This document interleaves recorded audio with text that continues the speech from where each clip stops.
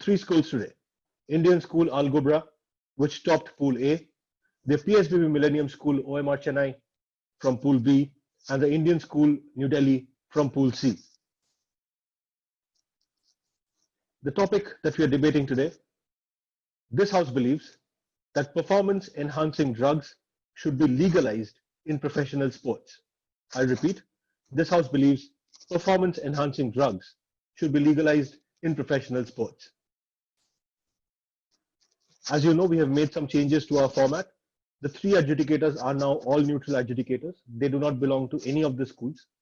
The three judges that we are privileged to have today is Ms. Asna Nafis, who is the principal of the DPS Modern Indian School, Doha, Qatar, a school whose team did phenomenally well in their round itself. Major General Neeraj Bali, who's an Indian Army veteran, and very proudly for us, he's an advisor to Notebook, and Mr. Devendra Tak from Save the Children. Ma'am, sirs, it's our privilege to have you with us today. We will ask you for your summaries at the end of the debate. For now, if I may check with you, do you have access to the scoring sheets? Yes. Yes. Thank you so much. Yes. Thank you. Well, moving on to the three teams from the Indian School Al Ghubra, we have Shama speaking for the motion and Suyog speaking against. For PSBB Millennium School OMR Chennai, we have Bhumika speaking for the motion and Neha will be going against the motion. From the Indian School New Delhi, we have Shruti speaking for the motion and Tej Kirat speaking against the motion. I hope we have all the participants online. Yes, sir. Yes, sir. Thank you so much. Well, I'm sure you all know the order in which you would be going. Still, I would go over it once again. We will start with Shama speaking for the motion, followed by Neha speaking against the motion. Then will be Shruti and then Tej Kirat. Finally, Bhumika and Suyog. It's an alternate for and against format. And we are starting with one school and we'll end with the same school. So that's the format. Shama, if you're ready, I will stop my share. We had started with you on our first match of the 0-hour debate. We are back with you in our first quarterfinals. How does it feel to be back? It feels great. Wonderful, Shama. I'm sure some of the audience is new to you, so if you would introduce yourself. So, hello everybody. I'm Kshama Sushil Kumar Mumbai from Indian School Al Ghubra. I am currently in grade 11 and I've taken up humanities, and it was a personal decision and I absolutely love it. And apart from that, I am very passionate about public speaking, and it's great that we have such events being conducted, especially in the current situation. And I'm just trying to grab every opportunity I get and hopefully make the best of it. Wonderful, Shama. If you're ready with your arguments, we will start your time for the debate now. Oh, can I just check? Am I audible? Yeah, loud and clear. Okay, thank you. Yeah, you have 6 minutes on your first round. So if you're ready, we'll start your time now. The welfare of an athlete must be our primary concern. If a drug does not expose an athlete to excessive risk, we should allow it, especially if it enhances performance. We have two choices: to vainly try to turn the clock back, or to rethink who we are and what sports is, and to make a new 21st century Olympics. Not a Super Olympics, but a more human Olympics. Our crusade against drugs in sports has failed. Rather than fearing drugs, we should use them wisely. Good afternoon to one and all present here. I will be speaking for the motion that performance-enhancing drugs should be legalized in professional sports. PEDs have been used as early as in ancient Greece, where athletes used substances such as hallucinogenic mushrooms, sesame seeds, and brandy and wine mixtures as a means to enhance performance. While it is clear that PEDs have been a part of our history for as long as sports itself, the question is, should these drugs be legalized in today's age, and will they have any repercussions? The first obvious question is whether freely available drugs would violate the spirit of sports. If we look back centuries ago at the old Athenian vision of sport, The aim back then was to find the strongest, fastest, or most skilled person.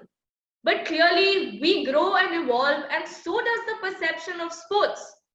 Far from being against the spirit of sport, biological manipulation embodies the human spirit, the capacity to improve ourselves on the basis of reason and judgment. Steroids, even in doses much lower than those used by athletes, help improve muscular strength by 5 to 20%.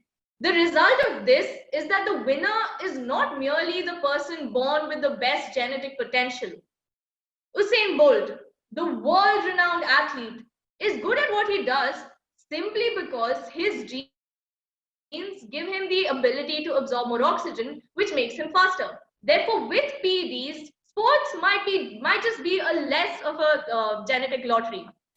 Another advantage is that legalizing PEDs would make life much easier for professional sports organizations currently tasked with managing complex and ambiguous anti doping policies.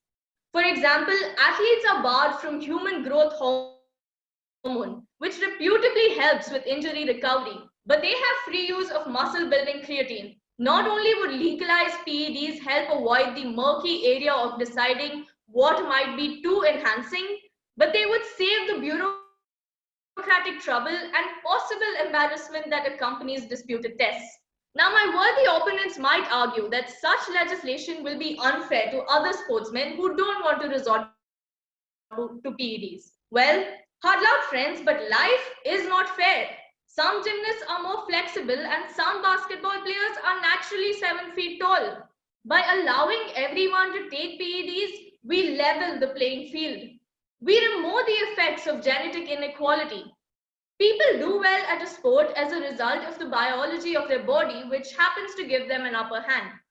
Genetic tests are available for people to identify what their strengths are so that they can work towards it. Therefore, sports can be seen as a province of the genetic elite, which PEDs can help even out. The next inherent problem is whether such legalization would be harmful to the health of athletes. However, the truth is that if PEDs were legalized, we would have safer drugs. The current incentive is to develop undetectable drugs with little concern for safety, which can be reversed if PEDs were allowed. Did you know that caffeine was banned from Olympic events up until 2004? Can you imagine our lives without coffee? According to a research by the Independent UK, stress related illnesses are extremely common amongst athletes. With all the expectations and pressure on them, they weren't allowed to have 1 cup of coffee.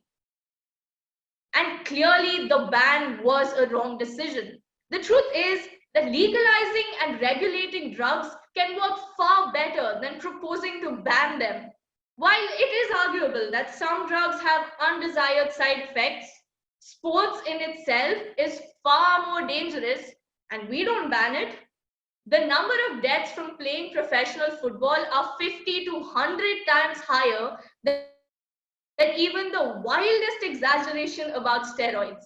Eventually, athletes will reach a wall. And then we face the question of how to keep sports interesting. We could start measuring to the thousandth of a second, but how interesting would it be if every race were decided by margins undetectable to the naked eye? That's where doping comes in. Performance enhancement per se is not against the spirit of sport. It is the spirit of sport. To choose to be better is to choose to be human. Over to the moderator. Well done, Shama. Some wonderful arguments there. This is not an easy one to argue for. Let's see how the judges are scoring you. Judges, you have access to the scoring sheets. If you could please fill in Shama's scores for her arguments. Remember, those scores go in the rows 6, 7, and 8 of your scoring sheets. You can fill in any score between 0 and 40 in each cell.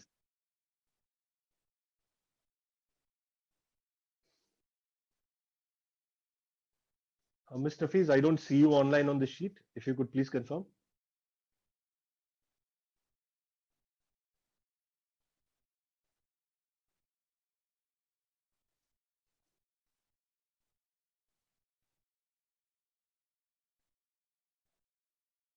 General Bali, sir, I have your scores. Thank you.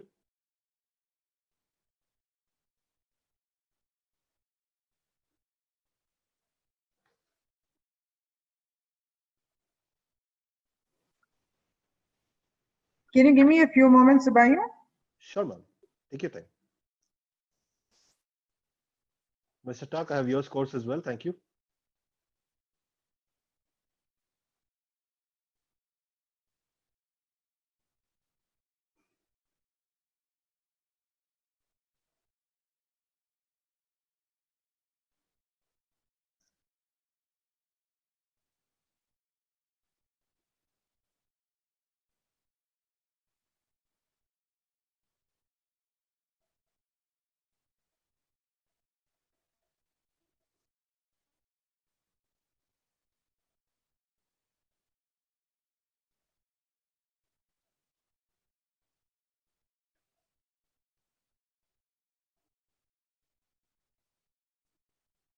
Shama, while we are waiting, quick question. How difficult was it for you guys to choose who will go for the motion, who will go against the motion on this one?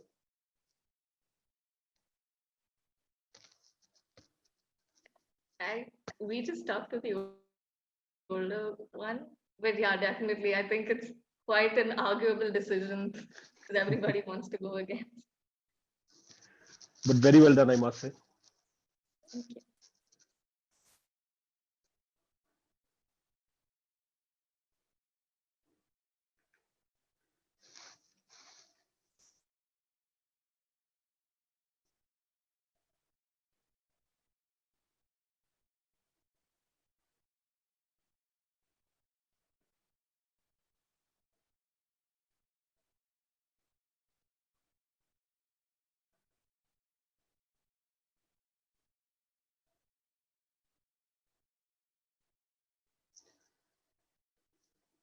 Just a quick note to everybody in the audience. We have changed the scoring pattern slightly. As you know, earlier we had 5 minutes of arguments and 2 minutes of rebuttal. The scoring was 95 and 5. So there was more weightage on the prepared arguments. This time it's been evened out a little bit more because now there are 6 minutes of arguments and 4 minutes on the rebuttal. And the marking for arguments is out of 120, whereas the marking for the rebuttal is out of another 60. Subayu, were you able to receive my scores? Ma'am, I got your scores for matter and manner. I'm waiting for the method scores, if you will, please. I have given even for the method also. Ma'am, I think you'll have to hit enter. Until you hit enter, it won't show up on my side. Okay. I'll just do it once. Sure, ma'am.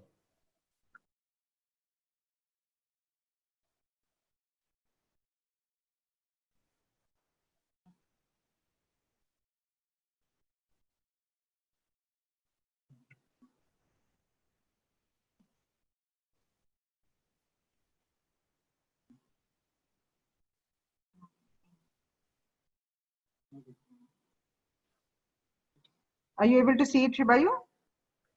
Yes, ma'am, I can see it now. Thank you so much. Yeah.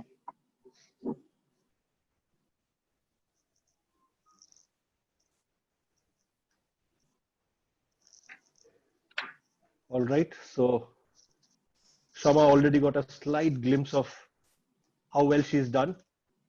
Let's show her the final scores without keeping her much more in suspense. So Shama, if you can see your screen now.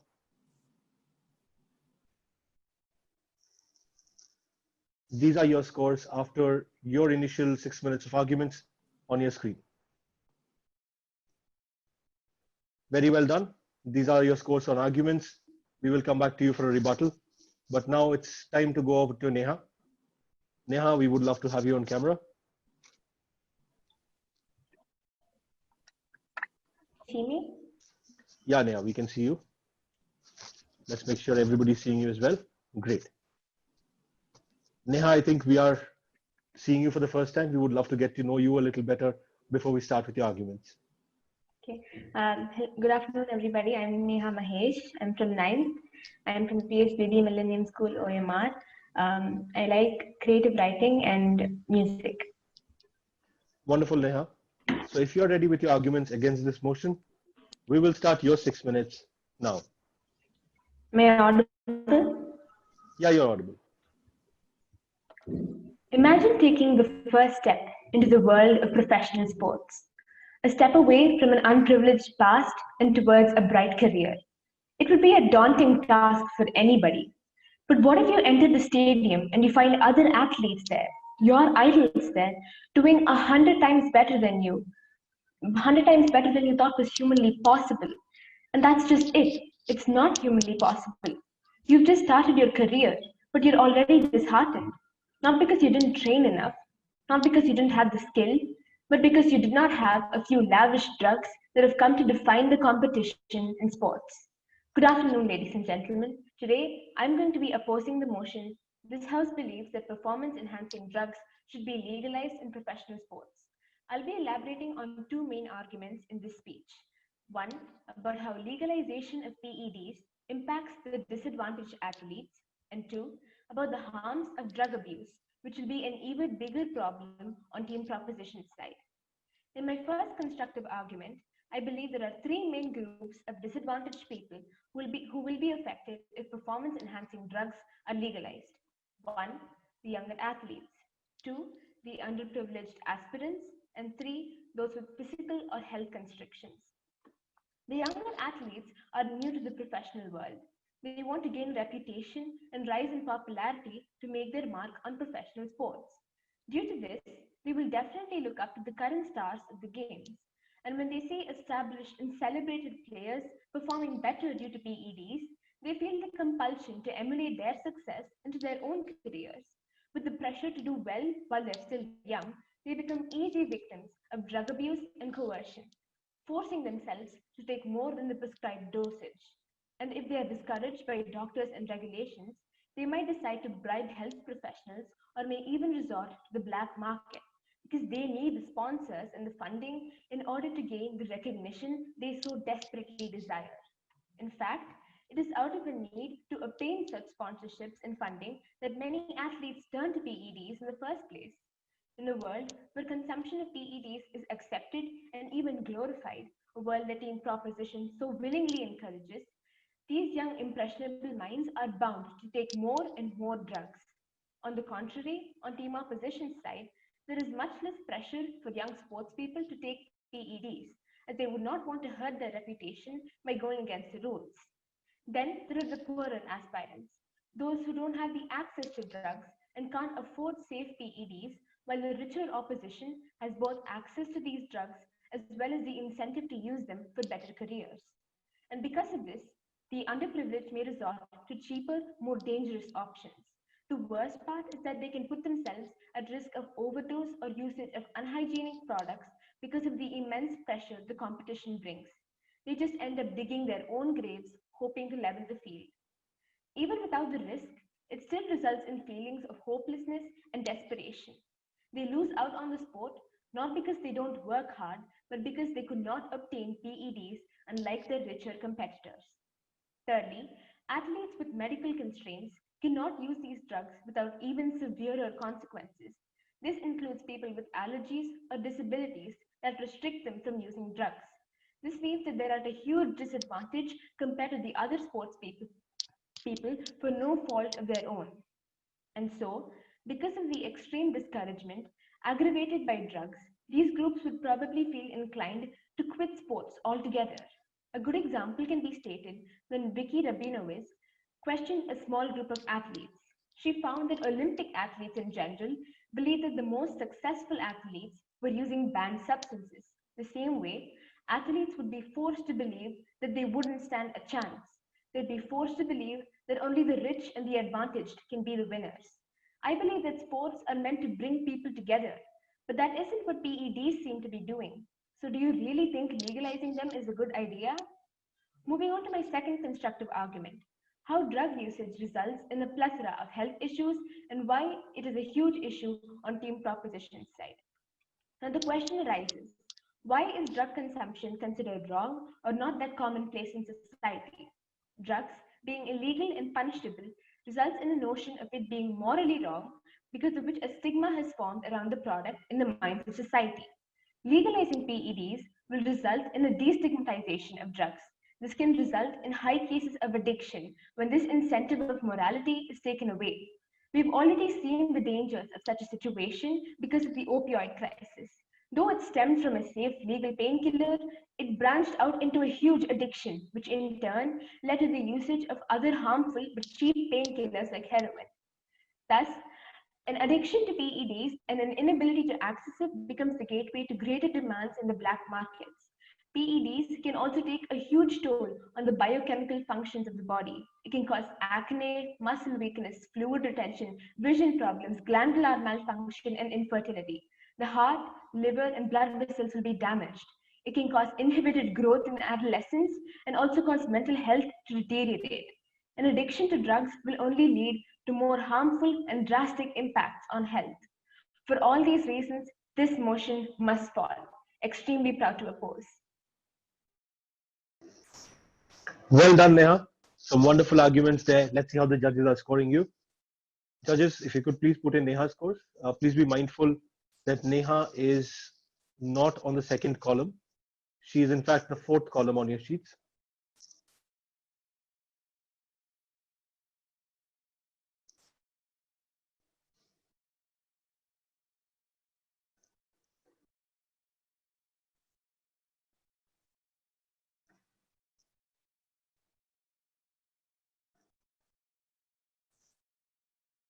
Mr. Tuck, sir, I have your scores. Thank you so much.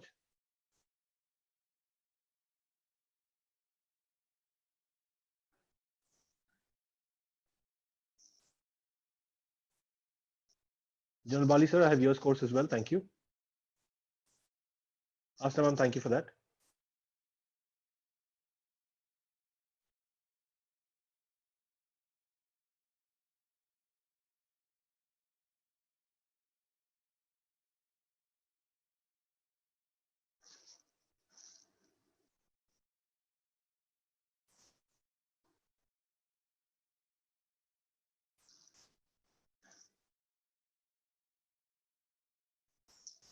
Well, Neha, if you can see the screen, these are your scores after your initial 6 minutes of arguments on the screen now.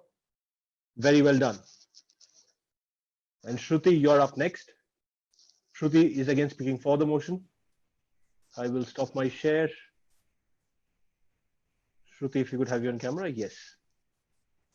Good to have you back, Shruti. For the benefit of those who don't know you already, could we have you introduce yourself?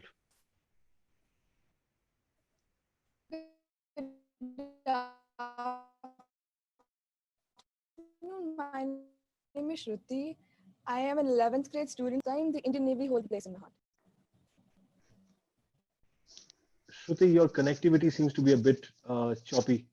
Would you mind testing it out a little bit more? If you would just tell us a little bit more about you, we can check if the audio and video are both working properly. Good afternoon.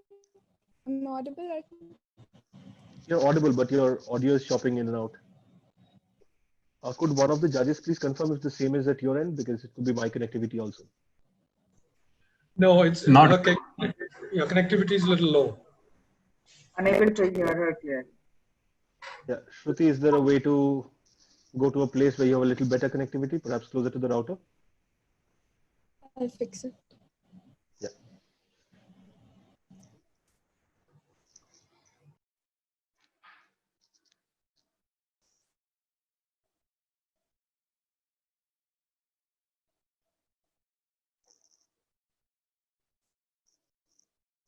Shruti is from the Indian School, New Delhi. The team did very well. They were tied for the second spot in Pool C.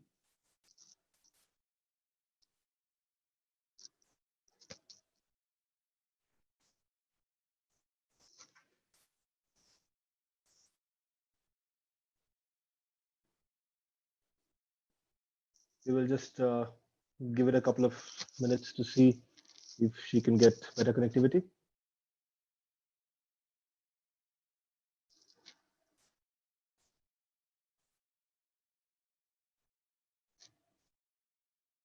Actually, while we are waiting for Shruti to get connected again, Bhumika, if you're around, can we check if your connectivity works better and perhaps start with you?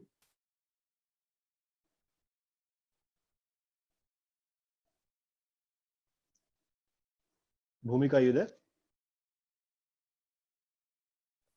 Am I audible? Yeah, Bhumika, we can hear you. Could you please switch on your? Yeah, we have Bhumika on video as well. Bhumika, would you care to tell us a little bit about yourself? In the meantime, we will also check your connectivity. Yeah. I'm Bhumika Krishna and I study in the 11th grade in PSBB OMR. So I love debating and I'm into sports too. And when I get time here and there, I like to draw. All right, I think Bhumika's connectivity is working fine. Shruti will come back to you in a bit. Bhumika, if you're ready with your arguments, we would like you to start now. Would you be timing me or can I also time myself? You're free to time yourself, but once you start speaking, we will also start a timer at our end for 6 minutes. Okay. Yeah? Yeah. You'll get a warning at the end of 5 minutes. Okay. All right? All the best, Bhumika. And if you're ready, we will start your time now. Okay. Like a great man once said, it is better to debate a question without settling it than to settle a question without debating. Good afternoon to one and all present here. I am the second speaker of proposition here to propose the motion. This House believes that performance-enhancing drugs should be legalized in professional sports. There are certain criteria that have to be followed and certain questions that need to be answered before legalizing it. Firstly, only those drugs which are proven to be largely safe should be legalized, and continue to ban and monitor the drugs that are unsafe. Who decides if these drugs are safe? The International Olympic Committees and other professional sports committees and medical experts. Who are eligible to take these performance-enhancing drugs? Professional sportsmen who are above the age of 18. These drugs are required to be taken in moderation with the help of professionals and doctors who are aware of the drugs and the consequences. As a result of genetic lottery, people do well at sports, and it happens to deal them a winning hand. There are genetic tests made available to identify those with the greatest potential. For example, the Black Africans perform better at short distance events as they have biologically superior muscle type and bone structure. Thus, sport discrimination against genetically unfit sports is considered to be province of the genetic elite. However, by legalizing the usage of performance-enhancing drugs, we can construct a firm and transcend bridge to the gap between the genetically advantaged and the disadvantaged. The result will be that the winner is not the person who is born with the best genetic potential, but the winner will be the person with a combination of genetic potential, training, judgment, and proper diet. After legalizing the use of drugs, sports would be less of genetic lottery, and the sports person can choose the kind of competitor he or she wants to be, not through training and genetic advantage alone, but also through the use of performance-enhancing drugs. Banning and performance-enhancing drugs has not been successful, and it will never be successful. We should understand that prohibiting or banning a substance that is already high in demand carries its own harms and disadvantages. For example, the prohibition of alcohol in America during 1920s led to a change in the drinking habits of the people, and the rate of consumption of alcohol had increased. Driven from the public bars, people began to drink at home, where alcohol was immediately available. Incidents of death due to alcoholism rose. While in other countries alcohol was not prohibited, the incidence of death dropped. Furthermore, as the quality of alcohol was irregular, the incidence of death from the poison alcoholism rose fourfold in the fifth year. The direct risks from prohibiting performance-enhancing drugs in sports are similar, but probably much more pronounced. If the proposition feels that banning the performance-enhancing drugs would lead to a decrease in the consumption of them, then the proposition is not aware of the magnitude of consequences of banning the PEDs. It results in creation of black markets to supply the high and continuing demand. Black markets supply a product that, by definition, is unregulated, meaning that the use is unregulated and the safety of the drug is questionable. The black market aims for profits and ways to make money by selling illegal PEDs rather than focusing on the safety of the consumers. They can sell the consumers uncertain doses, and the consumers' lives may be at risk. They could die of overdose or unhygienic drug use. Everyone wants to be on the right side of the law, They only turn to black market when the usage of these PEDs are illegalized.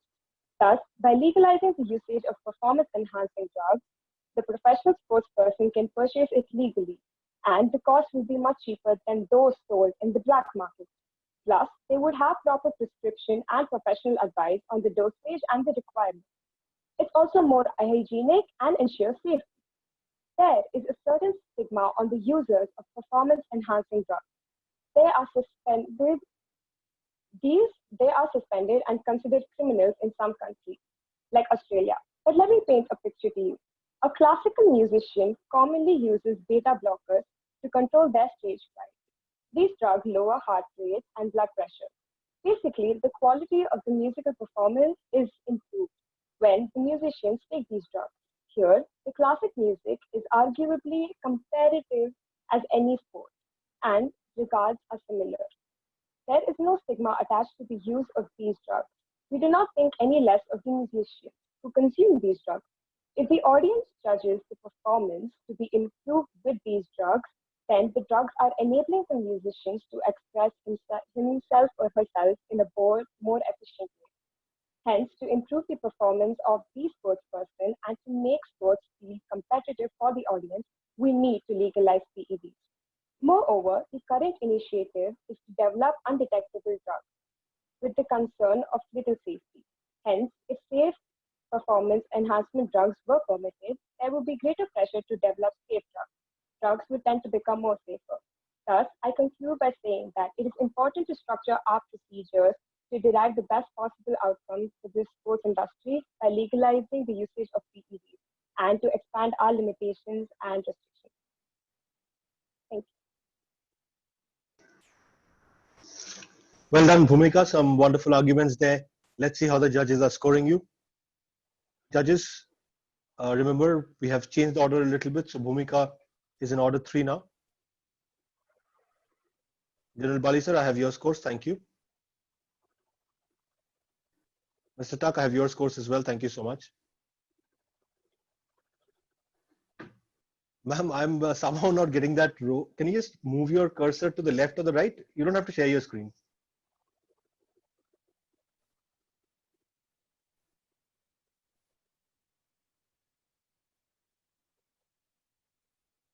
All right, ma'am, I have your scores now. Thank you.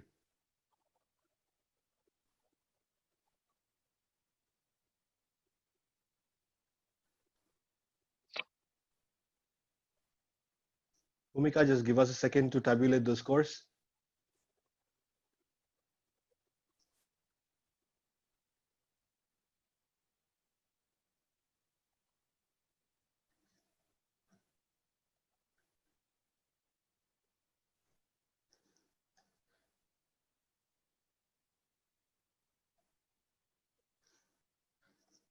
Right, we have all 3 scores, and Bhumika, if you're seeing the screen, these are your scores after your initial 6 minutes of arguments up on the screen now. Well done. Thank you. Well, we will go over to Tej Kirath next. Sorry, I have put them in Shruti's name. I'm sorry, I'll correct that right away. We have Tej Kirath coming up next. Tej Kirath, if you're ready.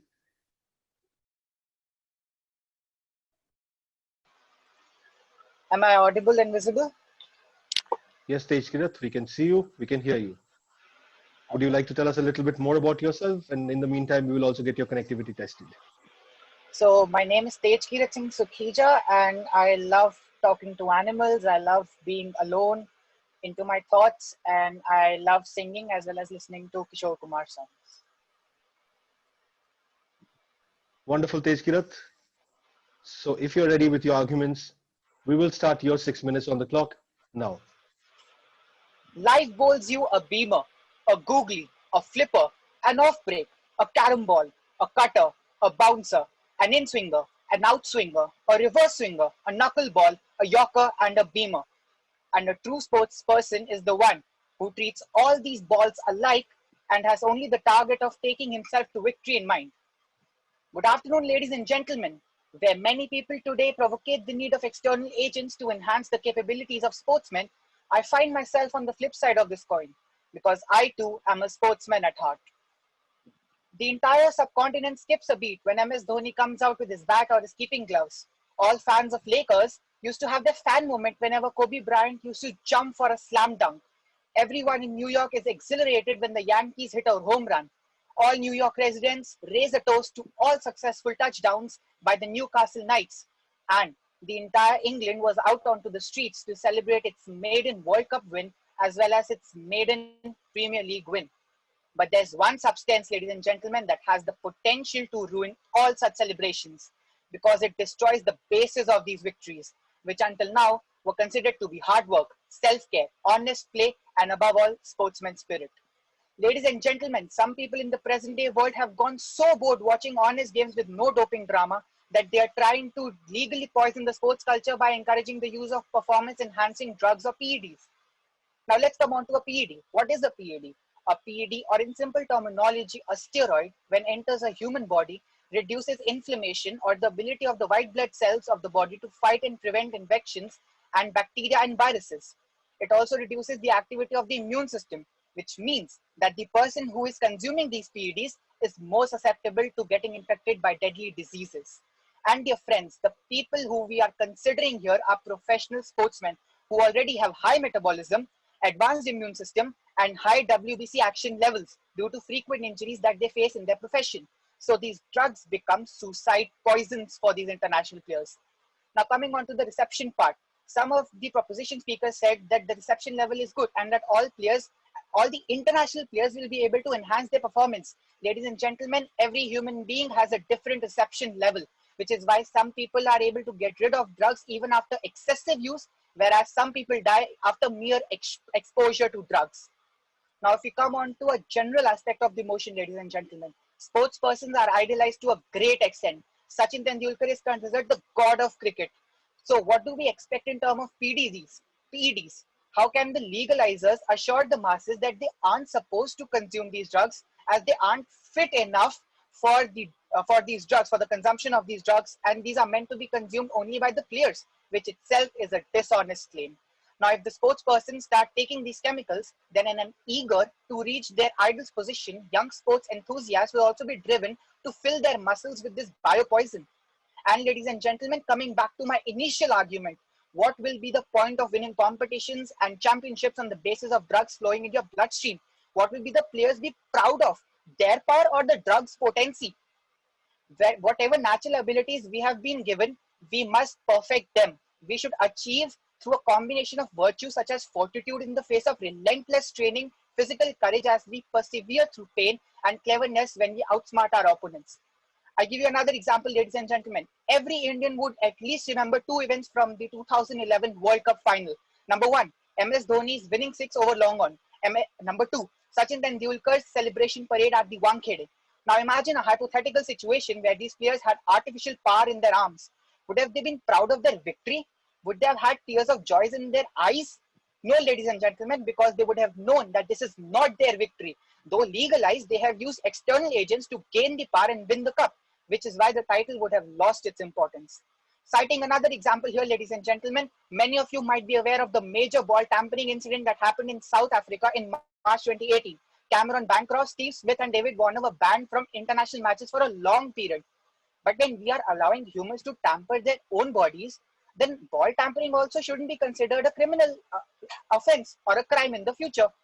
And in the period that will follow, all rules and regulations of all the sports will become redundant as all of them serve the universal goal of fair play, which has been removed from the code. A 6-month or a year ban is nowhere compared to successive years of multi-million dollar careers. When we watch a sprinter set a new Olympic record in the 100-meter dash, it's not the shoes he's wearing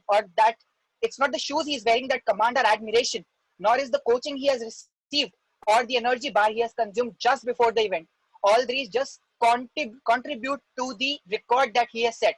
But it's actually his perseverance, his courage, his feet that have created this record.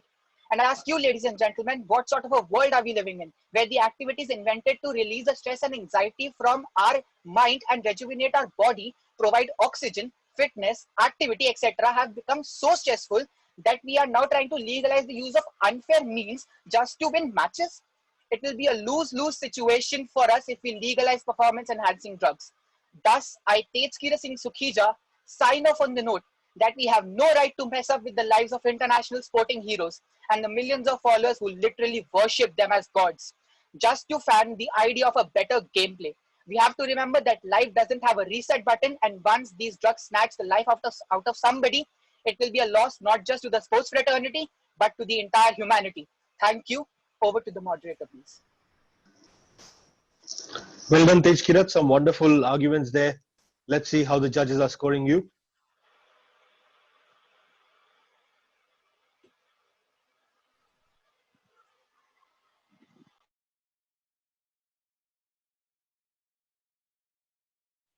I can see the scores coming in. Asta ma'am, I would really want to do this as a little experiment. Could you just hit enter once? Now I can see your scores fine. If you could just hit enter where you are right now.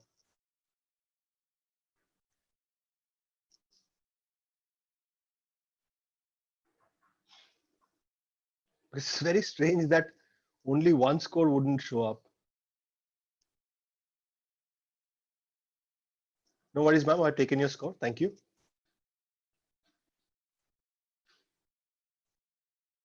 Bali sir, I have your scores as well. Thank you so much. Mr. Tak, I have your scores as well. Thank you. Tejkira, just give me a minute so that I can tabulate your scores.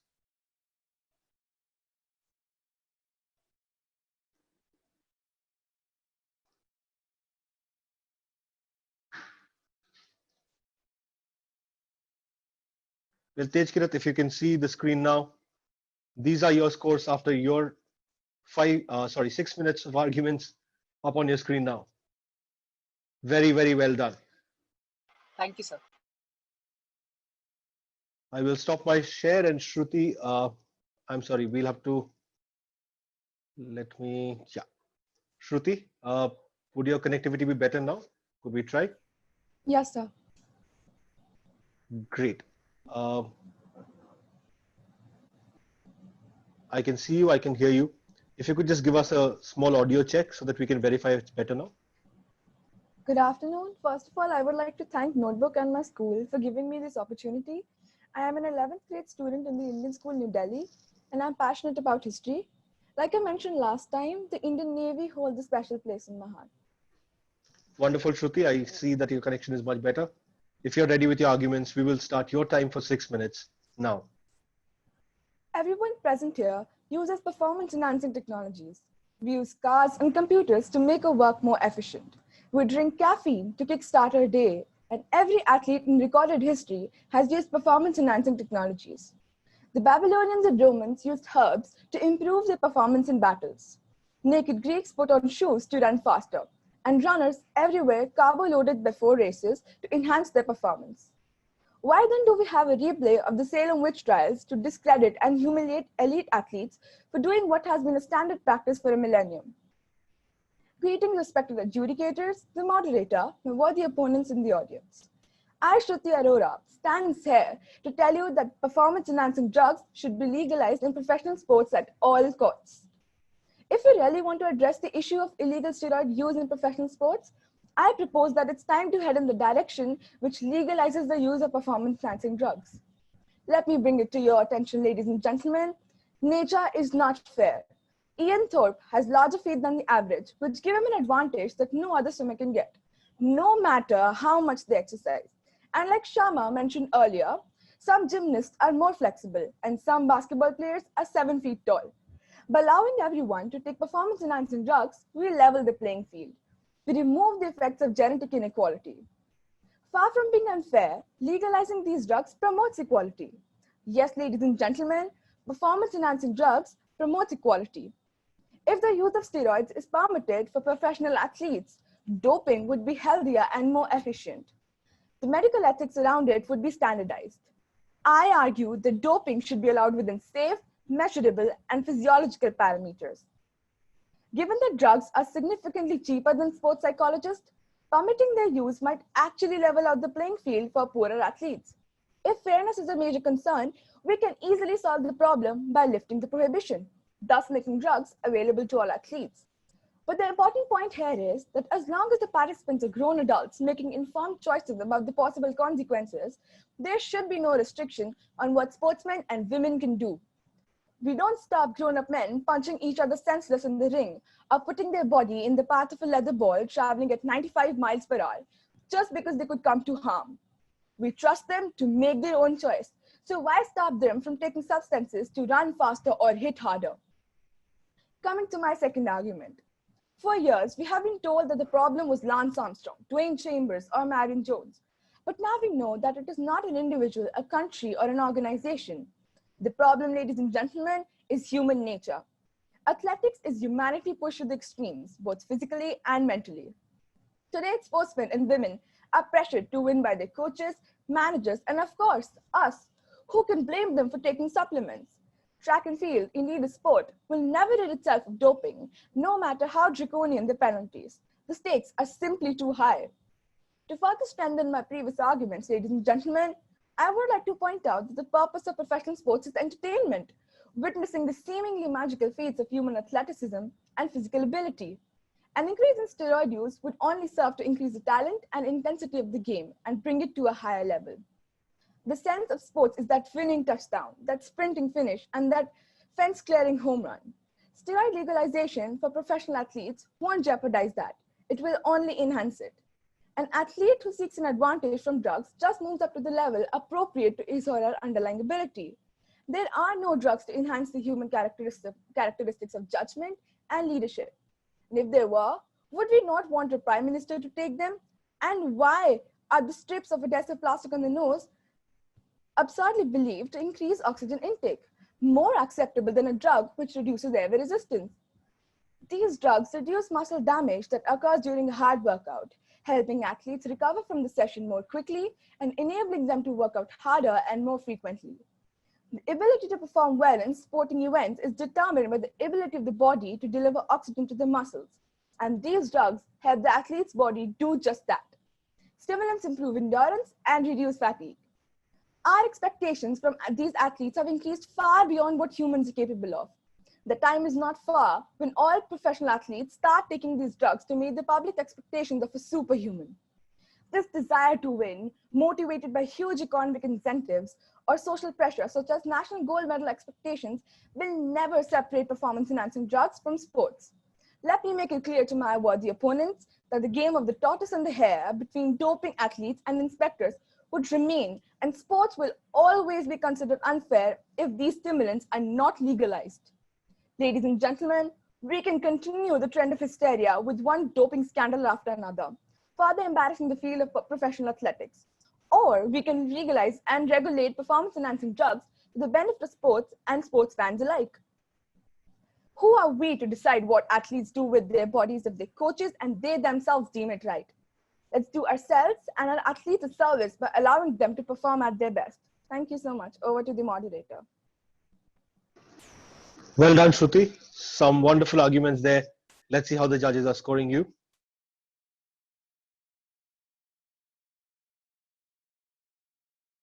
I can see the scores coming in. Bali sir, I have your scores. Thank you. Asna ma'am, I have your scores as well. Thank you so much.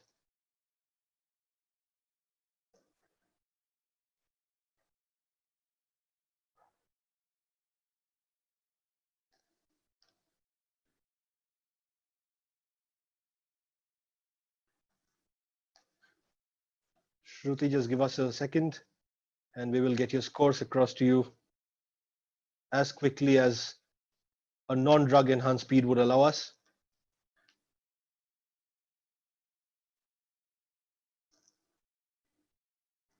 Well, Shruti, if you are looking at your screen, these are your scores after your initial 6 minutes of arguments on the screen now. Very well done. Suyog, you're up next. I will stop my share. Suyog, if you're there. Yes, I'm here. Can you hear me? Yeah, I can hear you, I can see you, and we would love to know you a little bit more. So, hi guys, I'm Siyog. I'm a student of 12th grade from Indian School at Ghubra. My main hobbies include playing video games mostly. and public speaking. I would like to take this opportunity to actually thank the Notebook team for organizing this debate and giving us an opportunity to speak during these hard times. So thank you. Well, Suyog, the privilege has been completely ours. If you're ready with your arguments, we will start your 6 minutes now. There are no shortcuts. Work hard, be patient, consistent, and never give up. A very good evening to one and all. I, Suyog Bhatt, strongly oppose the motion performance-enhancing drugs should be legalized in professional sports.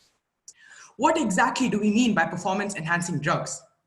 Performance-enhancing substances, also known as performance-enhancing drugs, are substances that are used to improve any activity performance in humans. In the case of professional sports, this usage is called doping. Some athletes take a form of steroids known as anabolic androgenic steroids or just anabolic steroids to increase their muscle mass and strength. In other words, any drugs that will give them an edge over their competitors. When we talk about legalizing the use of these performance-enhancing drugs in professional sports, we are also talking about breaking the very spirit of a healthy competition without interference of foreign substances. We are talking about encouraging athletes to do drugs to enhance performance, to make them focus more on timely consumption of drugs rather than training the natural way through hard work and perseverance. Apart from that, we are also encouraging the millions of viewers of these sports to consume these drugs themselves. We will be sending across a message that it's okay to do drugs if they enhance your body or appearance. And this message would be completely wrong. These are a few reasons why performance-enhancing drugs should be kept illegal. PEDs are extremely harmful to health. While the consumption of these drugs can enhance muscle mass, recovery, and improve performance, the true evils of consumption occur side by side. Increased risk of tendinitis and tendon rupture, liver abnormalities, tumors, high blood pressure, psychiatric disorders such as depression and drug dependence are just a few of the long list of side effects of consuming PEDs. And we are talking about making these legal? A research conducted by the Forensic Sciences Research has stated anabolic androgenic steroids, AAS, have several adverse effects on the cardiovascular system that may lead to a sudden cardiac death, citing the case of a 24-year-old AAS abuser who suffered from cardiorespiratory arrest at his own home. Another research conducted by the UPI states that the deaths of at least 6 athletes due to cardiac arrest who had no prior heart problems was caused only because of the consumption of PEDs. Usage of PEDs, like any other drug, will surely lead to addiction, and legalizing it is only calling for more trouble. Legalizing PEDs can harm teenage athletes. When we talk about legalizing PEDs, we talk about making them available in the open market. This can have an adverse impact on the youth of our country. Looking at the role models in sports consuming these drugs, they too will be encouraged to do the same to improve their performance in sports. An article by the Mayo Clinic states that the ill effects of these drugs are extremely harmful, especially for teenagers whose consumption of PEDs has a severe impact on natural growth of the body and leads to several health problems at a very young age. We are talking about teenagers here, my friends. Should PEDs be made available like this? Legalizing steroids will give a competitive edge only to certain athletes. The costs involved in the purchase of steroids are huge and just an addition to the already pre-existing training requirements like diet, equipment, etc., which means that only those athletes who are able to afford these can use them, leaving those who can't left behind without an opportunity to grow at all. This is extremely unfair and will ruin sports as we know it. Steroids ruin the very essence of sportsmanship and the ethics of professional sports. Sportsmanship in its very essence is respect. Respect for others and respect for oneself. It is a concrete measure of the understanding and commitment to fair play, ethical behavior, and integrity. The use of PEDs demolishes the very foundation of sportsmanship. It is conveying that training of athletes without these drugs is insufficient for success. The whole idea of professional sports is based on the ethics, and usage of drugs is just going to shatter it. Athletes such as Diego Maradona, Ben Johnson, and Lance Armstrong are a few of the many popular names who have been punished for this very reason. That is to uphold the integrity of professional sports and to combat performance-enhancing drugs. Thus, the adverse psychological and physiological effects far outweigh the limited benefits of consuming PEDs. Legalizing them is only a step further to the destruction of integrity and honor of being a sportsman. Legalizing steroids is the demolition of the very ethical grounds on which professional sports exists. So should we allow our sportsmen to expose themselves to these disastrous hazards? Should we expose our youth to these addictive drugs? Should we ruin sports and the very values upon which it exists? I ask you all, my friends, should we make performance-enhancing drugs legal? It's undoubtedly a grievous mistake, a mistake that will cost several their lives. Over to the moderator. Well done, Suyog. Although you prefer playing video games, the passion with which you argue about sports, phenomenal. Let's see how the judges are scoring you. Balisara, I have your scores. Thank you. Asta ma'am, I have your score as well. Thank you so much.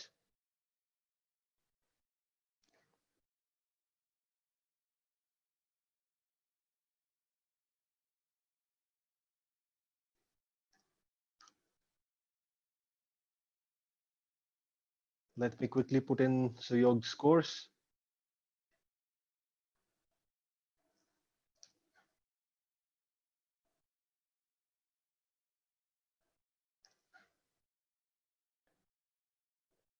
So Suyog, if you can see my screen, these are your scores after your initial six minutes of arguments on your screen now. Very, very well done. But remember, this time the rules have changed a little bit, because earlier you had 95 points for your arguments and 5 points for your rebuttal. This time it's 120 and 60, right? So there's 60 points more at stake, which means each of these participants are separated by a margin slim enough that they can bounce back. Shama, we'll come back to you. We will start the rebuttal with you. I will stop my share.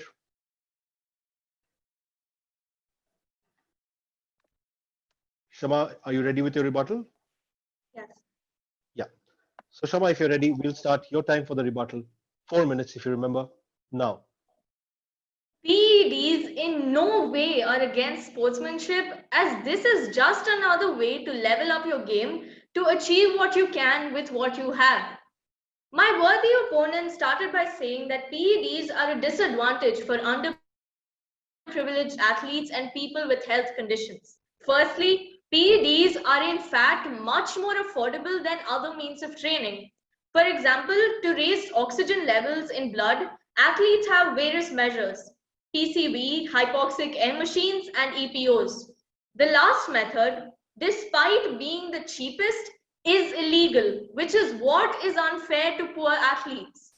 Secondly, talking about people with health conditions, researchers have proven that sports is not safe for some people without drugs.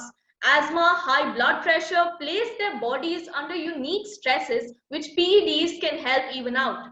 The opposition also said that athletes resort to black markets to obtain these drugs at present.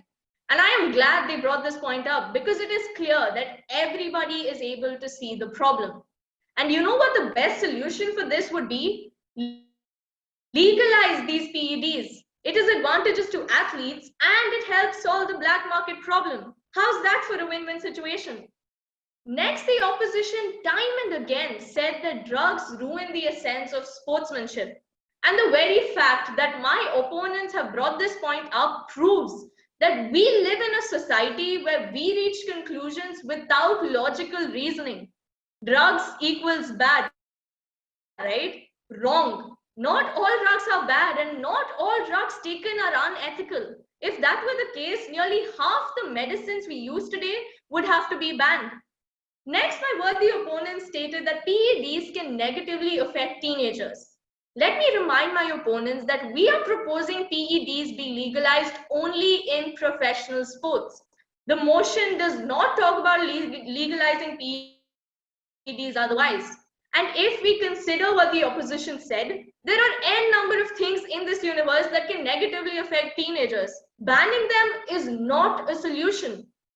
The opposition mentioned that drugs adversely affect the health of athletes, but they failed to show you why and how we arrived at such a stage. When you ban drugs and declare them illegal, producers will look at developing drugs which can go undetected in doping tests rather than focusing on its safety. Therefore, if legalized, it is obvious that there will be regulation which in turn will ensure safe drugs with minimum side effects are being produced. Academic papers reveal that current banned drugs and substances are not inherently harmful nor the biggest source of harm done when you consider injury rates in certain sports. Supervised, regulated use of performance-enhancing drugs and substances and other banned practices will certainly reduce health risks. Legalizing steroids and other performance enhancers would finally set an even bar, and that would just be the first of many benefits. Faster, higher, stronger. The Olympic motto since 1894. PEDs are but another step towards achieving this goal and therefore should be legalized. Over to the moderator. Well done, Shama. Taking on the opposition in the rebuttal. Let's see how the judges are scoring you on that. Bali sir, I have your scores. Thank you.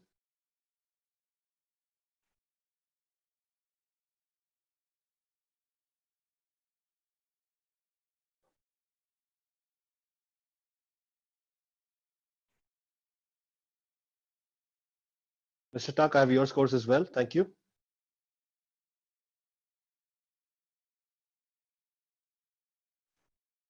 Astamam, thank you so much.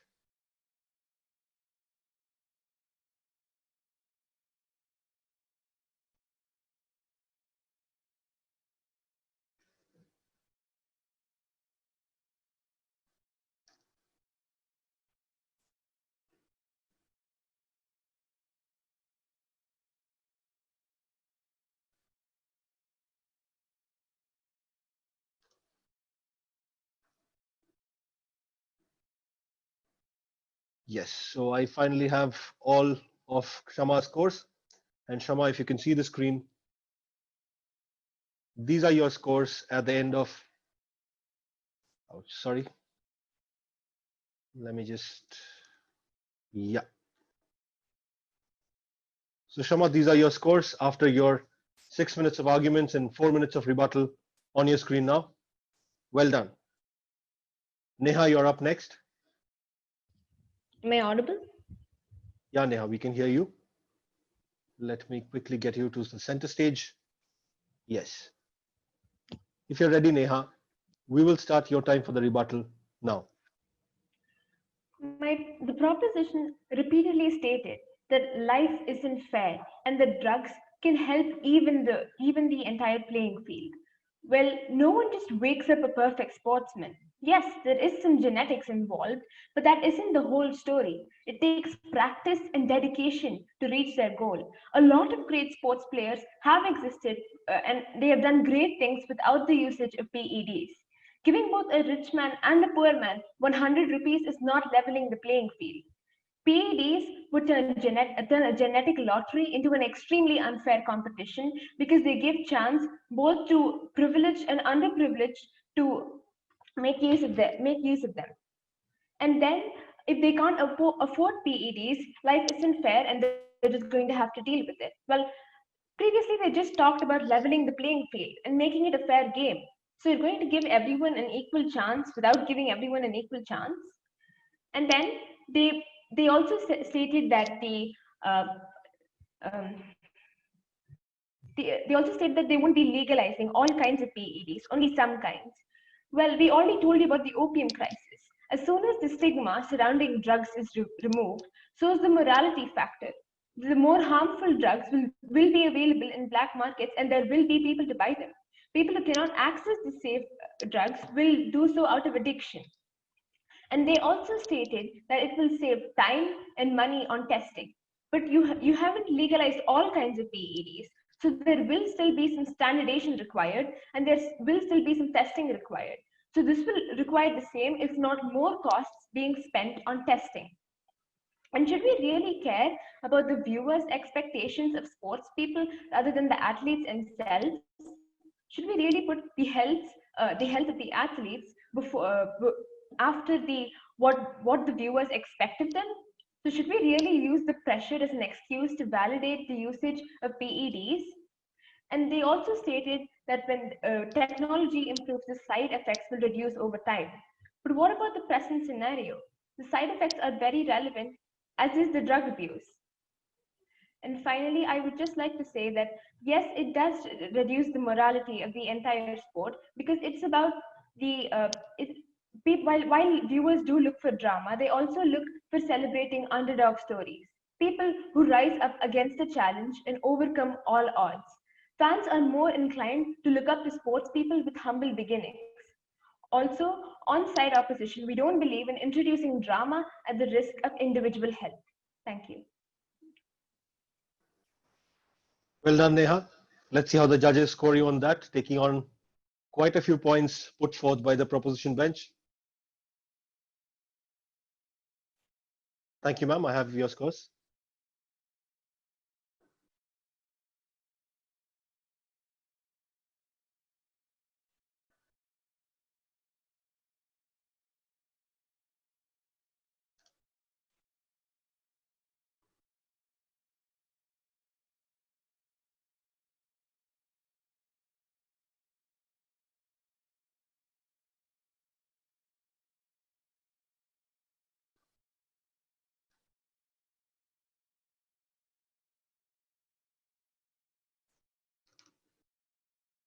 Bali sir, I have your scores as well. Thank you.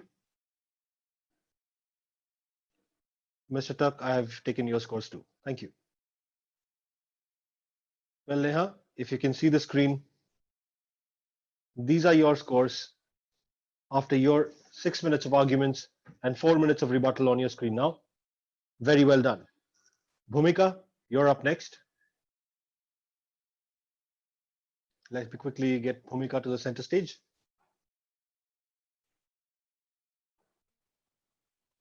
Hi. Yeah. Bhumika, Okay. if you're ready with your rebuttal, we will start your time now.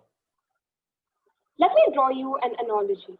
Years ago, when protein shakes were not so popular, they were considered illegal due to certain chemical composition. However, in the recent times, there is a better understanding of technology, a better understanding of the merits of protein that protein shakes have. Now, it has become legal and is taken by professionals in the fields of sport. It gives them energy, a better muscle mass, and many other benefits. What has changed? The protein shakes still remain the same. The benefit that is acquired from them still remains the same. But our understanding towards science and new methods of improvement has changed. Now we look at the protein shakes with a new lens. If this be the case, then a few years down the lane, the performance-enhancing drugs that are now considered bad can be legalized provided our understanding towards them changes. Opposition kept saying that how PEDs were unfair and all. If it gives us an unfair advantage, it can be one's choice. One player can choose to eat a samosa, and other player can choose to drink a protein shake that gives them energy. Both are legal, but still the person drinking the shake will have an unfair advantage. For many athletes, sports is not safe without drugs.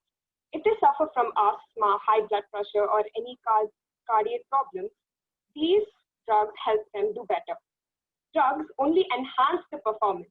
It does not give them a reason to reduce their workouts or train any less. Thus, the limit to power drugs is there is a limit to power, and the drugs are tools to make sure that they hit the maximum. Drugs will be much safer after legalizing it because currently they are sold in black markets, which is not hygienic and which are much expensive. PEDs don't go public on market if we change the current status quo. In my speech, I clearly mentioned that the drugs will only be given to those who are above 18. But the opposition kept talking about how the teenagers will use them in a wrong way. We can't let PEDs be available for the BT. it should be available to the highest support sporting grounds because it would be beneficial for the people. It's only in commercial space of mine. Thank you. Well done, Bhumika. Let's see how the judges are scoring you on that. Judges, if you could please put in Bhumika's scores at this time.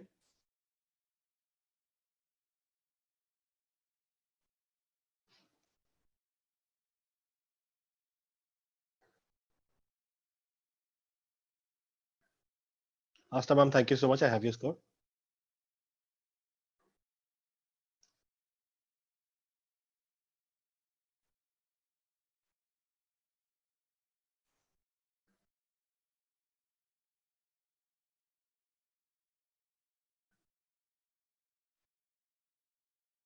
Bali sir, I have your scores as well. Thank you.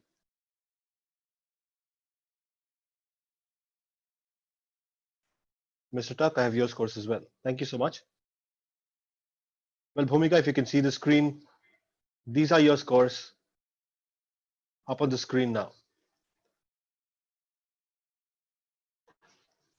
Well done, and we will quickly move across to Tej Kirat. Yeah. Tej Kirat, if you're there. Yes, I'm here. Yeah. If you're ready with your rebuttal, we will start your time now. Okay, so my worthy opponents spoke that we are trying to legalize these PEDs at the professional level only. Ma'am, how do you differentiate between a professional and a personal game? Nearly 187 players apply for the nationals every year in India. Nearly 37 cricket matches at the national level take place. Nearly 47 tournaments happen worldwide. You cannot simply differentiate between professional cricket, a professional cricketer, and a cricketer who's just there for enjoyment.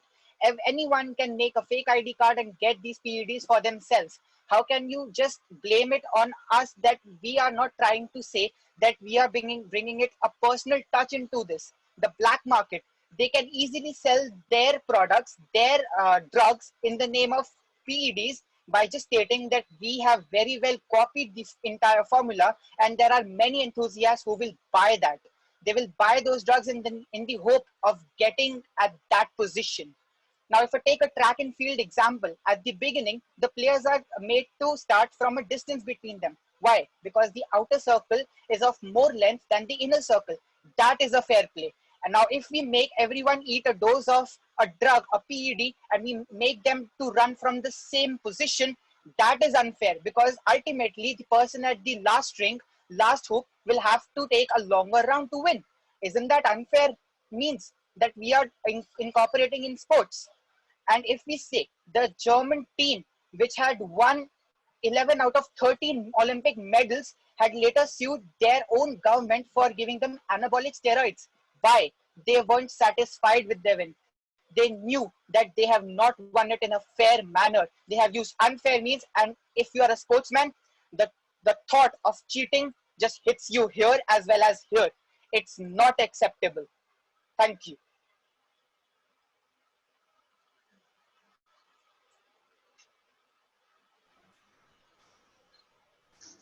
Tej Kirat, well done there. Let's see how the judges score you. Sorry for the little bit of delay there. Nobody said.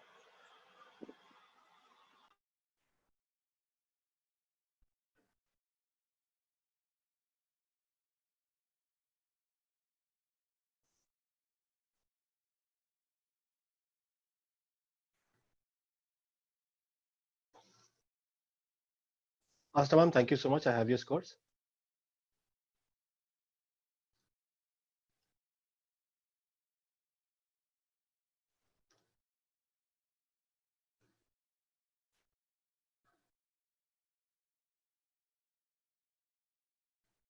Bali sir, I have your scores as well. Thank you.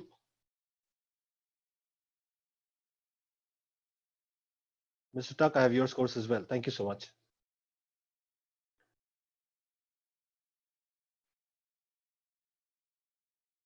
Well, Tej Kirat, if you can see the screen, these are your final scores up on the screen now. Well done. Shruti, you're up next. Thank you, sir.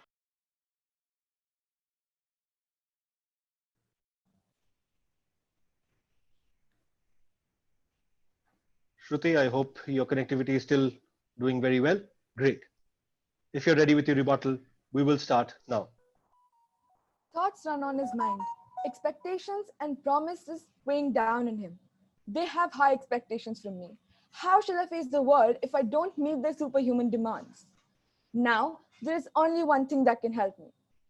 In our quest to find the ultimate athlete, we have pushed them beyond the scope of human limits. My worthy opponents seem to refuse to look at things from both the sides. It is imperative to understand that it would be much easier to eliminate the anti-doping rules than to eliminate doping itself. The current policy against doping has proved expensive and difficult to the police. Ladies and gentlemen, my opponents mentioned the dangers of using steroids, but they forgot that since doping is illegal, the pressure is to make performance enhancer undetectable rather than safe.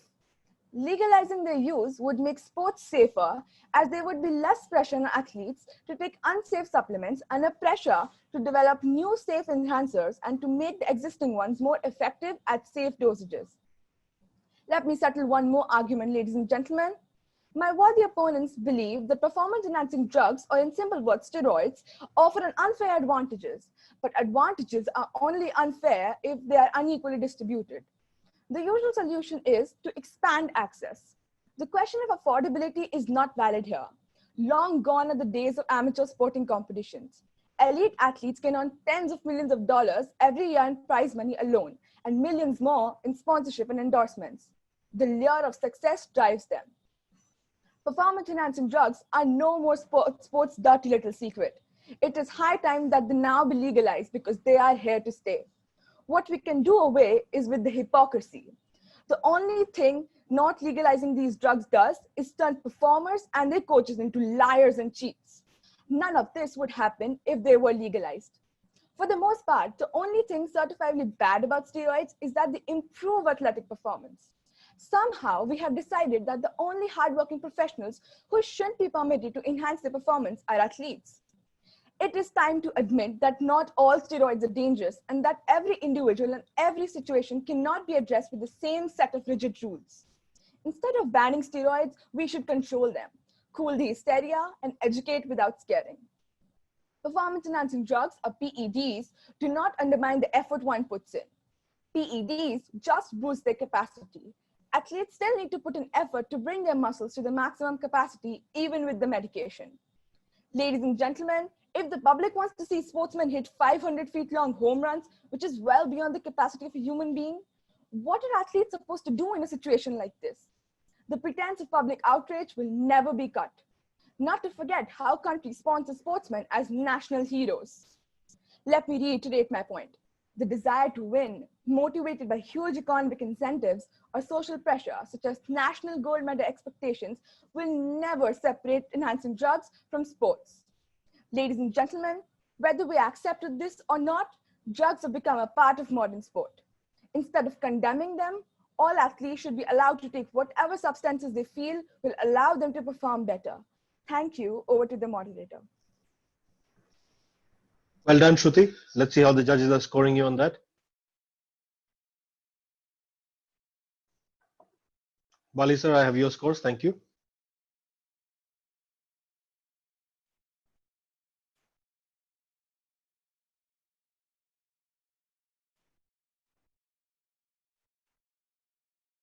Shruti ma'am, I have your scores. Thank you so much.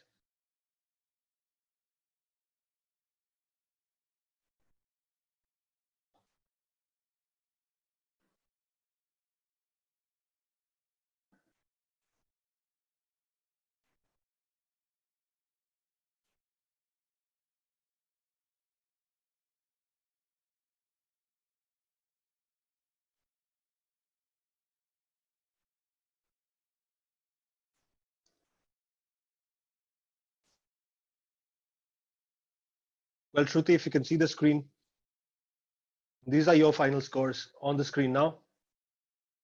Well done. Suyog, you're up next. Am I audible and visible? Yes, Suyog, we can see you, we can hear you loud and clear. And if you're ready with your rebuttal, we will start your 4 minutes now. The ill effects of performance-enhancing drugs can be seen widely and has been researched by several organizations. Yet, and I wonder how, my worthy opponents argue that PEDs should be legalized. The opposition proposed a point stating that if athletes aren't exposed to excessive risk, then PEDs can be made legal. However, researchers by institutions like the Mayo Clinic have, as I already stated in my speech, have confirmed that PEDs do indeed have some severe adverse effects on the health of the athlete, like cardiovascular problems, liver abnormalities, high blood pressure, and drug dependence, which is not at all good for these athletes. Are these not excessive risks? The opposition proposed a point that PEDs were used in ancient times, and hence history has proven that we can in fact use PEDs. However, slavery, racial discrimination, and the caste system was also existing in the ancient times. It doesn't mean that they could in any way be considered acceptable now. With times, we have discovered the extremely harmful effect of PEDs, which were unknown before, and that is all the more reason why PEDs should remain illegal. The opposition proposed a major point that PEDs will help to reduce the genetic advantage gap. To rebut this, I will take three names: Stephen Curry, Lionel Messi, and Sachin Tendulkar. Three sportsmen who were considered to be genetically disadvantaged for the sport as they were too short. But through rigorous training, all of them have reached such a height that they are known as the greatest in their respective sports. Did they need PEDs to do this? No. Just sheer hard work and determination. Also, imagine a game or a sport where everyone has the same stamina, the same strength, and the same qualities. How boring would that sport be? It is these genetic differences themselves that make the sport interesting for sportsmen. The excitement of playing on a field with different people having different abilities and weaknesses and defeating stereotypes is what keeps a sportsman motivated. Thus, the use of PEDs is just going to make the sport boring. Another major point that the opposition has conveniently overlooked, and I would like to remind them, is that there is a long history of athletes abusing performance enhancement drugs who are unable to help themselves. This addiction arises for any other drug, and the same tends to happen even with PEDs. When we talk about legalizing these drugs, we are exposing several athletes to this addiction, an addiction that can ruin their entire lives and careers. It is like legalizing cold-blooded murder. The opposition attempted to make a connection between musicians and sports people. And it deeply confuses me how we can say that if musicians do drugs, then even athletes can. First of all, I would like to highlight to my worthy opponents that musicians do illegal drugs. They have got absolutely no right to consume drugs. They aren't legal and are generally looked down upon. So I feel that the opposition just actually agreed with us that drugs should remain illegal, whatever kind they are. So thank you for that. Thus, my opposition's points have only made me strengthen my stance that performance enhancement drugs should most definitely not be legalized. It is a step that will derail sports from everything that is honorable and noble about it. A step that will destroy the very essence of sports, turning it from a battleground for athletes to a battleground for pharmaceutical companies. Over to the moderator. Well done, Suyog. Wonderful rebuttal there. Let's see how the judges score you. Every debater looks for that one moment when the opponent team will say something that you get to thank them for. Well done on that. Asna ma'am, thank you so much. I have your scores.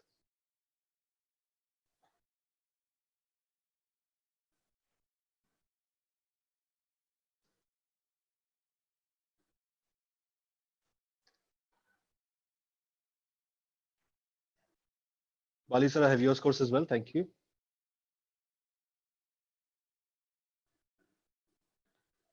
Mr. Tak, I have your scores as well. Thank you so much.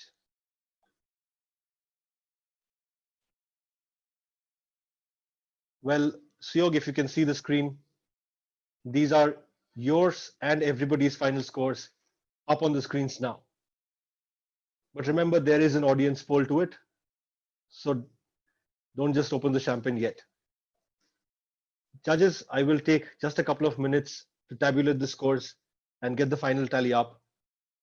Within that time, if I may invite the judges to please share your feedback with the students on how well they've argued. Asta ma'am, if you can start with you, please.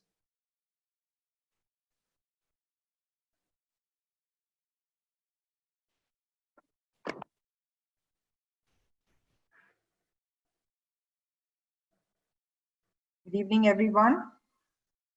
Good evening, ma'am. Good evening. I think every single participant has done justice. Of course, the styles vary and the content varies, but I would say that some of them, in spite of whatever technological issues they were having, remained very calm. And that's a very positive, because when you are faced with such challenges, at times you kind of lose your sense of balance. And I would say both the boys have done extremely well.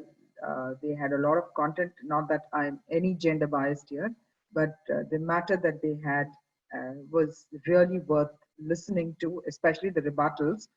They were able to come across with the points that they took from the opposition, and were able to put across very emphatically their view on what they feel is right. And yes, of course, the girls, especially I would say that I think Shama and Bhumika, they did an excellent job in picking up points and, you know, coming up with a lot of research work. So well done to all the teams. And we just wait to watch who's going to win this. So it's over to you, Shibayu. Thank you so much, ma'am. Thank you for those words of encouragement and that wonderful feedback. We know that DPSMIS Doha has a fantastic debating culture. I have myself witnessed one of those debates, and we stand in awe of the kind of debating culture that UNU has developed in the school. It's absolutely fantastic to watch. Yeah, we still remain the champions at our Qatar Debate League. Our teams have debated across a wide range of countries, so it's fun. Congratulations, ma'am. Thank you. General Bali, sir, if you could have you next. Your feedback on the wonderful debate that we have witnessed here today. All right, so I wonder if you can see me. Yeah, there you are. Yeah. So I completely agree with Asna. This was really a wonderful debate. I am completely in awe of these youngsters, the way they speak, the amount of confidence they exude all the time. Now, I must admit that the dice was a little loaded against the side arguing for the motion, because we have this innate kind of pushback against drugs. We don't like drugs. We don't like the idea of drugs being proliferating in our society. So to that extent, they had a harder job. But the more I went into the debate, the more I could see many clutches to, you know, many straws to clutch at on both sides of the aisle. So it was pretty good. It appeared to me that both sides were circling around a certain pole, and the pole was, should you not tip the balance away from the genetic advantage and go into a drug-based regime where there is now then a balance of drugs? But could it be that we are looking then for an Olympic of drugs and big money and drug enhancement? Could it be that then we are rooting for an Olympic like that? I don't think I have bandwidth to answer that question. It's too large a question. The central point that, Krishna said, life is not fair. You know, she said, so what? Usain Bolt being Usain Bolt. Well, it applies to Usain Bolt too. Life is not fair. That's one of the central lessons. And sitting back, I was chuckling to myself and saying, what fun would it have been if all the speakers had been on drugs, including guys like me? I think we would have found a very different result, possibly altogether. I just want to offer a bit of quick advice to all the speakers. First of all, you guys are really, really talented. Take it from somebody who's debated in National Defense Academy, Indian Military Academy all these years, and all these years ago. And you are far above the league that is present there. So you don't have to read. You know, I got the distinct impression that some of you were reading, which is all right. No marks were cut, but don't read. Let there be confidence and a more conversational style, which is more endearing and more convincing as you debate. Secondly, you know, I know it's hard, but try to speak on both sides. You know, when you meet a salesman and he only praises a particular product, you're not all that convinced till he tells you, here are the 10 things. This product is not so good when it comes to this, but 9 other things it's very good. It becomes a little more credible, because after all in life, there are no blacks and whites. There is plenty of shades, plenty of grays. And finally, now that we are in the virtual world, we've got to worry about how we look on the screen, how central we are, how much light is falling on our face, where we are sitting. I am going to pull Tej Kirat's leg a little. Tej Kirat, if you sit where you were sitting, you know, you'll be beaten by a deadly googly or a Chinaman coming from somebody else. Though you're so brilliant that, you know, I couldn't care less where you're sitting. So don't think Thank you, sir. that had any bearing at all. The last thing is a soldier, and that bit must come out. I've done 41 years in uniform. I love instances where people pick up their game when they think they are against odds. And I saw, who was the girl, Kishane, yeah, bouncing back. Shama, sir. Shama. Please give Shama to me for reading the wrong name.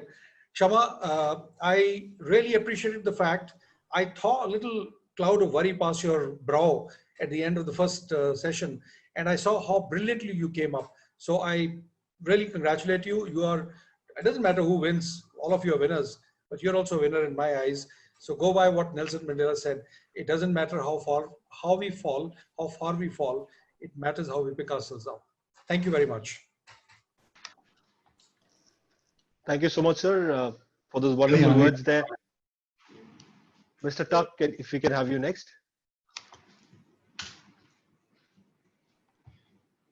I'm just trying to put the camera on. I hope you can see me.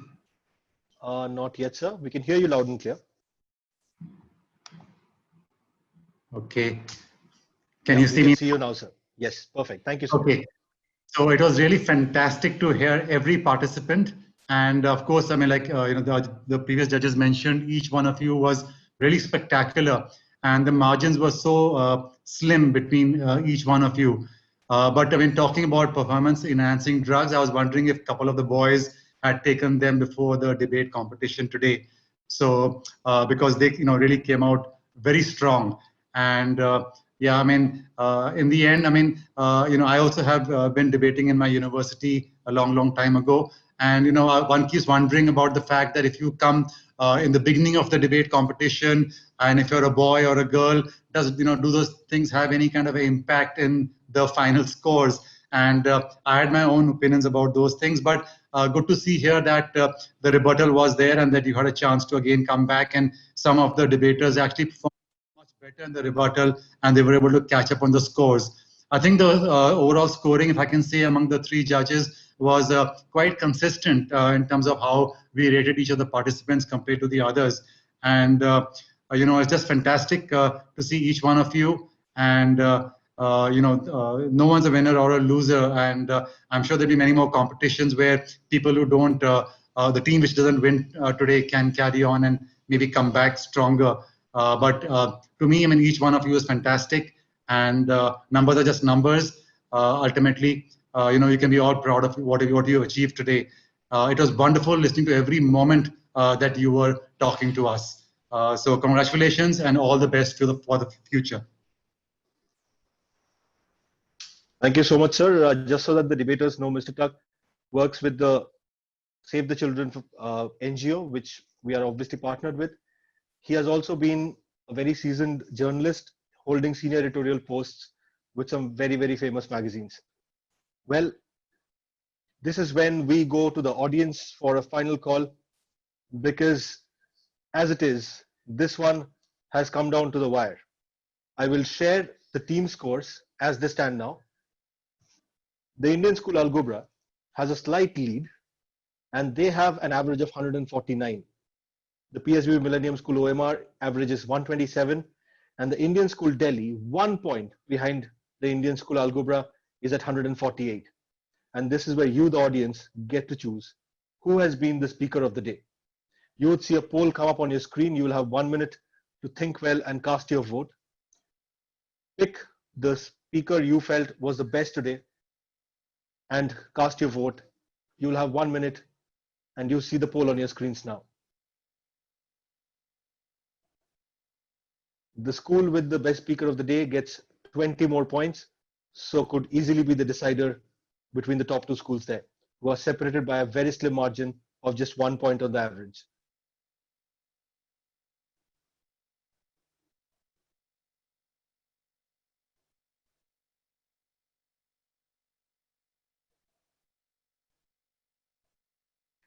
We are about halfway in with 80% of the people already voted. The judges, the speakers, they can all see the poll as you vote. Just 20 odd votes to come in and about 15 seconds to go. If you have not voted yet, I suggest you do. It's not raising your hand, it's a poll that you'd see on your screen.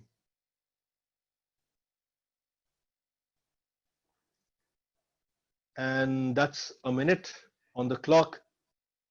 These are the results. Suyog from the Indian school Al Ghubra, with 42% of the votes, you are our speaker of the day. Many, many congratulations.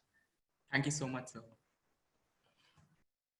Well, what I will do now as I tabulate the final scores is show you a short clip from one of the Notebook videos, because you might be aware that we at Notebook are an EdTech brand. We create these short, crisp videos that help students across schools learn in a much more better, fun, and more easily accessible way. Could we roll that video, please?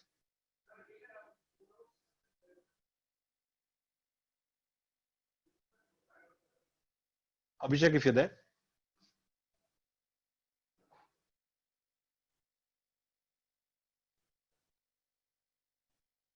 Before we begin with the poem, let us have a quick look at our poet. Vikram Seth is an Indian novelist and poet. He was born in 1952 in Calcutta, now Kolkata. He has received several awards such as Padma Shri, Sahitya Academy Award, Pravasi Bharatiya Samman, W.H. Smith Literary Award, and Crossword Book Award. His works include The Golden Gate, A Suitable Boy, and A Suitable Girl. His poetry collections include Beastly Tales, Three Chinese Poets, and All You Who Sleep Tonight. Let us now begin with the poem.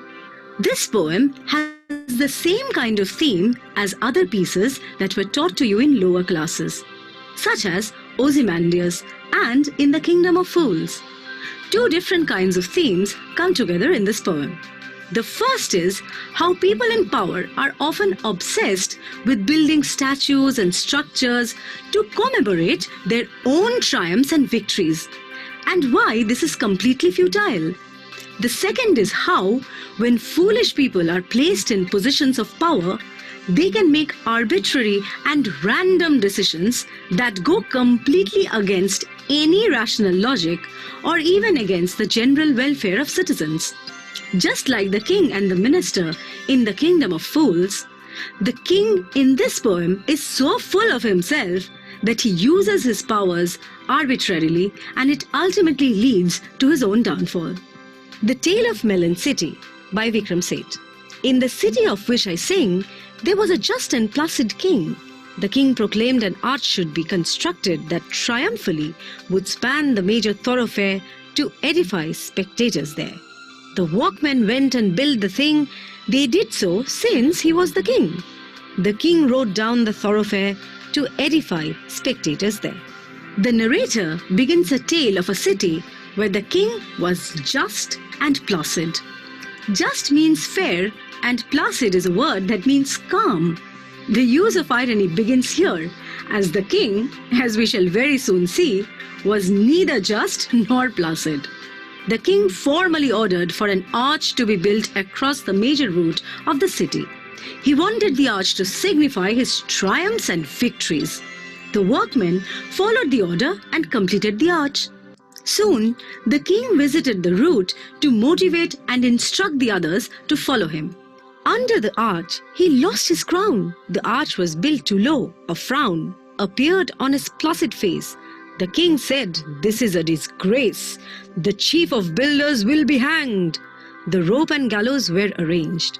The chief of builders was led out. He passed the king. He gave a shout, "O king, it was the workmen's fault." "Oh," said the king, and called a halt. As the king rode under the arch, his crown got caught in the low arch and fell down. Obviously, it was the king's fault as he failed to lower his head while passing underneath the arch. However, the humor in the poem is brought out by the king's blindness to the reality of the situation and his eagerness to show off his power by randomly blaming someone else for an insignificant accident. The king was so pompous and self-important that he took this as a matter of great disgrace and angrily ordered the chief to be executed. On his way, we will have to actually keep it really short today because we are actually coming up on the time into the next debate. So this, ladies and gentlemen, are the final tallies. Indian School Ghubra, you get those 20 additional points for having the best speaker to finish at 169 out of a possible 200 points. PSBB Millennium OMR and the Indian School Delhi, very, very well done. But this is where we bid you goodbye. Indian School Ghubra, you make it to the semi-finals. Achin, if you're there, Achin Bhattacharyya is the founder and CEO of Notebook. If I could invite you back for the vote of thanks. And before he takes over, I want to invite all of you to the next debate we have in just 15 minutes from now. It promises to be just as thrilling. So with congratulations to Indian School Ghubra, Achin, over to you. Good afternoon, everyone. Shama, Bhumika, Shruti, Neha, Suyog, and Tej Kirat. Great show. So happy to see all your performances today. Now, we have very consciously changed the format and significantly increased the weightage of the rebuttal round with an objective of promoting listener skills and spontaneity. And I'm happy with the way all of you have responded to the changes and demonstrated your quick turnaround time while responding to your friends. Now, in any competitive event, beyond a certain stage, the pyramid only gets steeper. However, to me, all of you have already made your mark by managing to reach the quarterfinals of this international debate. My hearty congratulations to Indian School Ghubra. For others, all I'll say is, today, even if you don't proceed to semi-finals, it doesn't show that you are not good enough. To me, all of you are winners. It only shows that your friends from other school did slightly better than you in terms of being able to connect with the audience and adjudicators. And I'm sure this will only strengthen your resolve to do better in the days to come. I again admire your passion for public speaking, confidence, and logical articulation. At Notebook, we really aspire to engage with each one of you. With this, I thank all of you again. Take care, stay safe, and goodbye. Thank you, Achin, for that. Well, ladies and gentlemen, that's the final result of today's debate. Winning this debate, Indian School Ghubra, Oman. Congratulations. We will see you in the semi-finals. And in 15 minutes from now, we'll have the second quarter-final today. We look forward to welcoming all of you there again. Until then, take care and goodbye.